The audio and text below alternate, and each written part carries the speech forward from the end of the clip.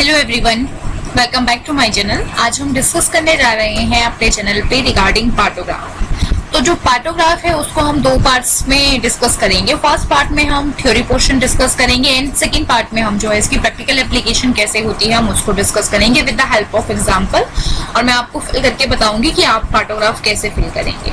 ठीक है, तो फर्स्ट हम डिस्कस करते हैं आज पार्ट 1 में पार्टोग्राफ। पार्टोग्राफ एक्चुअल में होता क्या है, इंट्रोडक्शन, डेफिनेशन, उसके पर्पसेस, यूजेस, कंपोनेंट्स कौन कौन से हैं और पार्टोग्राफ के कौन कौन से सिंबल्स होते हैं, उसको किस तरह से फिलअप किया जाता है और उसको प्रैक्टिकली कैसे किया जाता है उसको हम नेक्स्ट पार्ट में डिस्कस करेंगे। तो सबसे फर्स्ट है कि इंट्रोडक्शन ऑफ पार्टोग्राफ। एक्चुअल में पार्टोग्राफ होता क्या है? पार्टोग्राफ क्या है? इफेक्टिव टूल है, ठीक है, जिसको हम यूज करते हैं to recognise the progress of labour और to recognise the obstruction of labour. ठीक है, एक्चुअल में हम इसको बोल सकते हैं कि पार्टोग्राफ जो होती है एक ग्राफिकल रिप्रेजेंटेशन होती है। Partograph is a graphical representation of progress of labour. ठीक है, इसको मैक्सिमम हॉस्पिटल्स में और जो हेल्थ केयर सेंटर्स है वहां यूज किया जाता है और इसको जो यूज करते हैं वो क्या होते हैं, स्पेशलाइज्ड जो स्टाफ होता है, वही जो ट्रेन्ड स्टाफ होते हैं, स्किल्ड स्टाफ होते हैं, वही इसको यूज कर सकते हैं, क्योंकि पार्टोग्राफ जो है वो हर कोई यूज नहीं कर सकता है। देन नेक्स्ट आता है हमारे पास की हिस्ट्री ऑफ पार्टोग्राफ क्या है।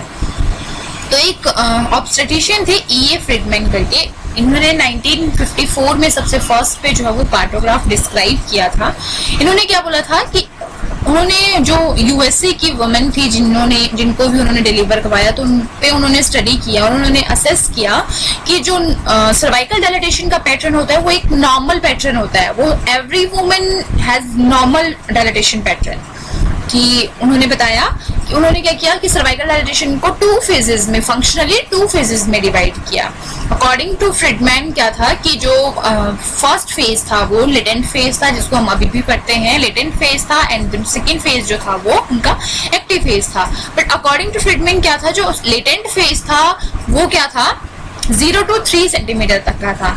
एंड देन उसके बाद उन्होंने बोला कि ये जो लेटेंट फेज होता है ये क्या नॉर्मली ग्रो करता है। देन एक्सेलरेशन फेज आता है। एक्सेलरेशन मतलब होता है कि एकदम से ग्रोथ करती है डायलेटेशन, जिसको हम एक्टिव फेज बोलते हैं, और ये एक्टिव फेज जो होता है वो 3 सेंटीमीटर टू 10 सेंटीमीटर था अकॉर्डिंग टू फ्रीडमैन।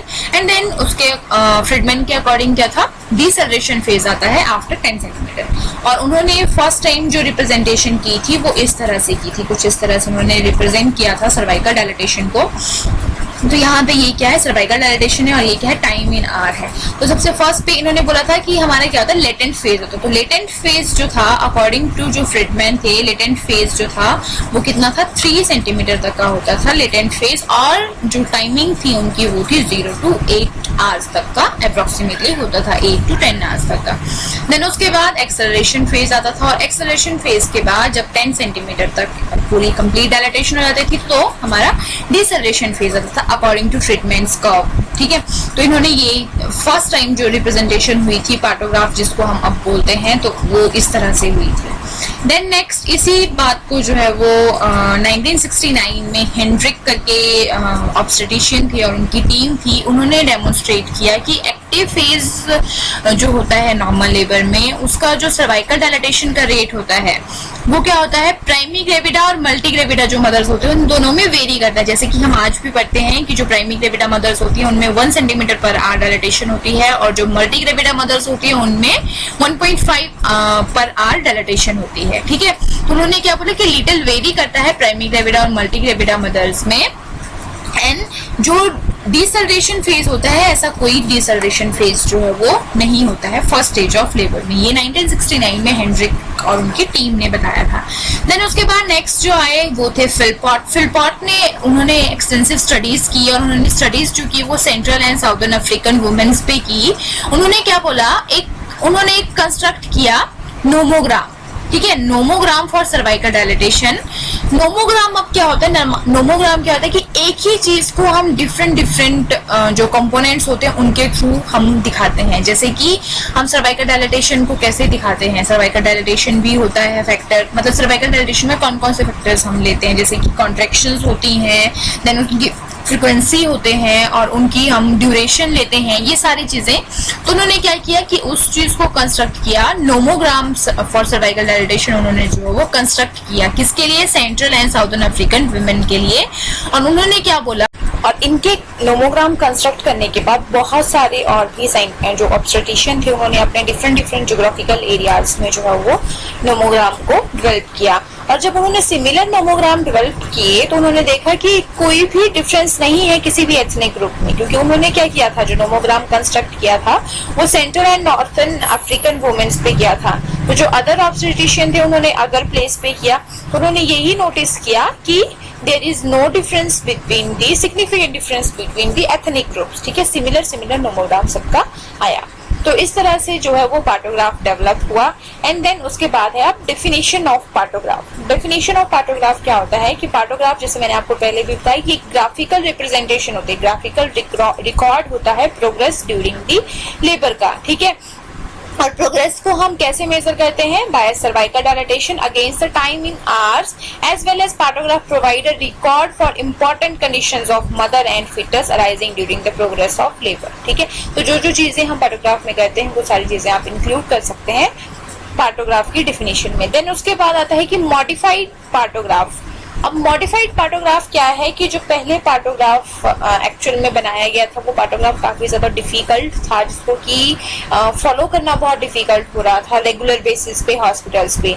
तो WHO ने उसको मॉडिफाइड किया और मॉडिफाइड पार्टोग्राफ में उन्होंने क्या किया, सिर्फ एक्टिव फेज से प्लॉटिंग करना स्टार्ट किया। जो पार्टोग्राफ था उसमें से लेटेंट फेज को जो है वो हटा दिया गया, और सर्वाइकल डायलेटेशन जब 4 सेंटीमीटर हो जाएगी उसके बाद ही जो है वो स्टार्ट होगी प्लॉटिंग ऑफ पार्टोग्राफ। ठीक है, जैसे कि एग्जांपल के लिए मैं आपको बताती हूँ, ये जो था ये हमारा प्रीवियस पार्टोग्राफ था। ठीक है, जो प्रीवियस पार्टोग्राफ था उसमें क्या था, सबसे पहले जैसे कि पेशेंट का डाटा था, पेशेंट का डाटा उसमें आता था जो भी है। देन उसके बाद time, pulse rate, on admission की क्या क्या कंडीशंस थी वो। देन उसके बाद उसमें फिटल की रिगार्डिंग आता था, और रिगार्डिंग जो मदर है उनके रिगार्डिंग आता था। फिटल हार्ट रेट आता था इसमें। ठीक है, और मैटरनल का इसमें ब्लड प्रेशर लिखते थे और फिटल हार्ट रेट इस तरह से मेजर करते थे।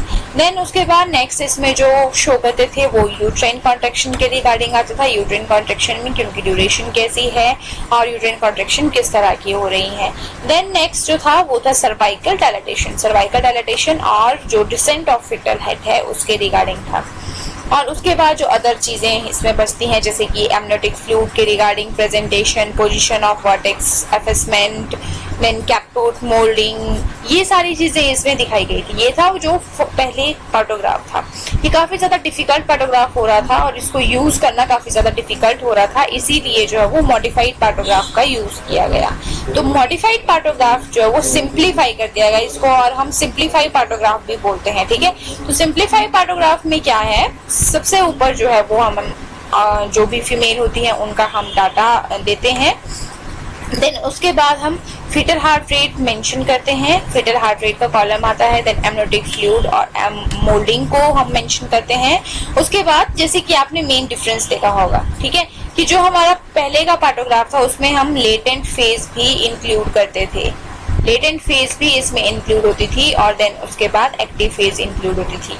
लेकिन जो अभी का WHO का सिंप्लीफाइड मॉडिफाइड पार्टोग्राफ है उसमें डायरेक्ट हम जो है वो लेटेंट फेज को रिमूव करके एक्टिव फेज से ही वर्क करते हैं। तो इसमें प्लॉटिंग जो होती है स्टार्ट, वो कहाँ से स्टार्ट होती है, एक्टिव फेज से ही स्टार्ट होती है, मतलब 4 सेंटीमीटर और डायलेटेशन के बाद ही स्टार्ट होती है। तो यही मेन डिफरेंस है मॉडिफाइड WHO पार्टोग्राफ में और नॉर्मल पार्टोग्राफ में। ठीक है, और उसके बाद आता है कि कॉन्ट्रैक्शंस का कॉलम है इसमें। देन ऑक्सीटोसिन और अगर कोई भी मेडिसिन दे रहे हैं उसका कॉलम है। देन उसके बाद आता है मैटरनल कंडीशन में पल्स, बीपी, टेम्परेचर, उनका कॉलम है। एंड लास्ट में जो है वो यूरिन वगैरह का कॉलम है। तो ये था हमारा मॉडिफाइड WHO पार्टोग्राफ। ठीक है, उससे आपको इन दोनों के बीच में डिफरेंस समझ आ गया होगा। मेन डिफरेंस यही है कि जो हमारा पहले वाला जो नॉर्मल पार्टोग्राफ है उसमें जो है वो लेटेंट फेज भी है, लेकिन जो हमारा सिंप्लीफाइड पार्टोग्राफ है उसमें एक्टिव फेज से ही स्टार्ट है, मतलब कि 4 सेंटीमीटर डायलेटेशन से ही प्लॉटिंग स्टार्ट है। और ये सिंप्लीफाई कर दिया गया है, इसमें से कुछ चीजें जो है वो जो एक्स्ट्रा चीजें हैं उनको रिमूव कर दिया गया है। अब हम डिस्कस करते हैं रिगार्डिंग ओवरव्यू ऑफ पार्टोग्राफ। ठीक है, तो ओवरव्यू ऑफ पार्टोग्राफ क्या है, तो पार्टोग्राफ मैंने आपको पहले भी बता दिया कि पार्टोग्राफ जो है वो सिर्फ एक हेल्थ केयर वर्कर्स और जो ट्रेन मिडवाइफ्स होती हैं वही उसको यूज कर सकती हैं। और पार्टोग्राफ का यूज हम नॉर्मल डिलीवरी को कंडक्ट करने के लिए यूज करते हैं, ठीक है। और पार्टोग्राफ हम जैसे कि वेजाइनल एग्जामिनेशन कर रहे हैं लेबर के टाइम में, या सर्वाइकल डायलेटेशन को, जो सर्वाइकल डायलेटेशन होती है उसको हमने क्या करना होता है, एक्यूरेटली मेजर करना होता है। और जो सर्वाइकल डायलेटेशन होती है उसको हमने ग्राफिकल फॉर्म में प्लॉट भी करना होता है। देन नेक्स्ट है कि प्रिंसिपल फीचर्स क्या क्या हैं। तो सबसे फर्स्ट फीचर यही होता है कि जो एक्टिव फेज होती है वो 4 सेंटीमीटर से कमेंस होती है, मतलब स्टार्ट होती है। एंड देन जो लेटेंट फेज होती है वो मोर देन 8 आवर्स नहीं ग्रो करनी चाहिए। और जो थर्ड प्रिंसिपल होता है वो ये है कि ड्यूरिंग एक्टिव लेबर जो सर्वाइकल डायलेटेशन होती है वो लेस देन 1 आवर नहीं होनी चाहिए, 1 सेंटीमीटर पर आवर नहीं होनी चाहिए। जैसे हमें पता भी है कि जो मल्टी ग्रेविडा मदर्स होती है उनमें 1.5 सेंटीमीटर पर आवर, और जो प्राइमरी ग्रेविडा मदर्स होती है उनमें 1 सेंटीमीटर पर आवर से कम नहीं होनी चाहिए। और फोर्थ प्रिंसिपल हमने ये ध्यान रखना होता है कि अगर लैग फेज जो है वो मोर देन 4 आवर्स हो जाता है, जैसे फॉर एग्जांपल के लिए इसमें बताती हूँ आपको कि जैसे कि आपने जो है वो अभी सर्वाइकल डायलेटेशन को चेक किया है, उसमें जो आपने नोटिस किया कि 4 सेंटीमीटर डायलेटेशन है, और अगर आप 4 आवर्स के बाद फिर से फीमेल की पीवी कर रहे हो और उस टाइम पे भी स्टिल 4 सेंटीमीटर ही डायलेटेशन है, उसमें कोई भी प्रोग्रेस नहीं हुई है, तो उस टाइम पे हमने कोई भी कॉम्प्रोमाइज नहीं करना होता है। हमने फीमेल और फिटस दोनों को ही इंटरवेंशंस देने होते हैं। अगर 4 आवर्स जो टाइम है वो लैग हो जाता है और लेबर प्रोग्रेस स्लो हो जाती है, उसमें कोई भी प्रोग्रेस हमें नजर नहीं आती है, तो उस टाइम पे हमने इंटरवेंशन देने की जरूरत होती है, ठीक है। और जो वेजाइनल एग्जामिनेशन होती है वो हमेशा ध्यान रखना होता है कि हमने सिर्फ और सिर्फ 4 आवर्स के बाद ही वेजाइनल एग्जामिनेशन करना, जैसा नहीं बार बार कर रहे हैं, क्योंकि उससे फीमेल को इन्फेक्शन भी हो सकता है और वो बेबी के लिए हार्मफुल हो सकता है, ठीक है। नेक्स्ट है purposes of partograph. Purposes of partograph वही है कि हम सबसे पहले जो एबनॉर्मल प्रोग्रेस ऑफ लेबर अगर होती है तो उसको हम इजीली जो है वो डिटेक्ट कर लेंगे। देन प्रोलॉन्ग लेबर से हम फीमेल को बचा सकते हैं, हम रिकॉग्नाइज कर सकते हैं। अगर कोई सीपीडी का केस होगा, सेफेलोपेल्विक डिस्प्रोपोर्शन का अगर कोई केस होगा या ऑब्स्ट्रक्टिव लेबर होगी, हम उसको इजीली असेस कर सकते हैं। देन अगर कोई फीमेल है उसमें प्रोग्रेस कम हो रही है, कॉन्ट्रैक्शंस कम आ रही हैं, तो हम डिसीजन ले सकते हैं कि उनको जो है वो हमें हायरली जो हमारी रेफरल यूनिट्स है वहाँ पे भेजना है या नहीं भेजना है, या फीमेल को ऑगमेंटेशन करने की जरूरत है, या फिर कहीं लेबर की टर्मिनेशन तो नहीं हमें करनी पड़ेगी। देन उसके बाद नेक्स्ट ये हो सकता है कि हम एक जो फीमेल की क्वालिटी ऑफ केयर है उसको हम इंक्रीज कर सकते हैं। देन नेक्स्ट है कि हम रिकॉग्नाइज कर सकते हैं कि कोई मैटरनल या फीटल प्रॉब्लम तो नहीं आ रही है एज अर्ली एज पॉसिबल। अब नेक्स्ट है कि पार्टोग्राफ के फंक्शंस क्या क्या हो सकते हैं। पार्टोग्राफ के फंक्शंस जो है वो डिफरेंट लेवल पे डिफरेंट काइंड के होते हैं। जो हेल्थ केयर लेवल्स होते हैं उनके लिए डिफरेंट होते हैं। जैसे कि अगर हम स्मॉल हेल्थ केयर फैसिलिटीज की बात करें तो उनके लिए क्या फंक्शन होगा पार्टोग्राफ को, वो इजीली डिटेक्ट कर लेंगे कि फीमेल ऑब्स्टेट्रिक लेबर में जा रही है या प्रोलॉन्ग लेबर में जा रही है, और उनको फीमेल को जो है वो हायर हेल्थ फैसिलिटीज में रेफर करने की जरूरत है। और जो हायर हेल्थ केयर फैसिलिटीज होती हैं उनको जो है वो उससे फाइंड आउट हो जाएगा कि फीमेल ऑब्स्टेट्रिक लेबर में है, तो हमारे को टर्मिनेशन ऑफ लेबर करनी पड़ेगी और फीमेल को सिजेरियन सेक्शन के लिए रेडी करना पड़ेगा, ठीक है। तो फंक्शंस क्या है, अलग अलग फैसिलिटी के अकॉर्डिंग अलग अलग है। इससे हमारे को एक वार्निंग्स मिल जाती है quality care of female and foetus की। इसके बाद जो नेक्स्ट पार्ट है वो है कंपोनेंट्स ऑफ पार्टोग्राफ। ये बहुत ही इंपॉर्टेंट पोर्शन है जिसमें हम पढ़ेंगे कि कैसे जो है प्लॉट किया जाता है पार्टोग्राफ को। तो बने रहिएगा मेरे पार्ट 2 में। Thank you for watching this part.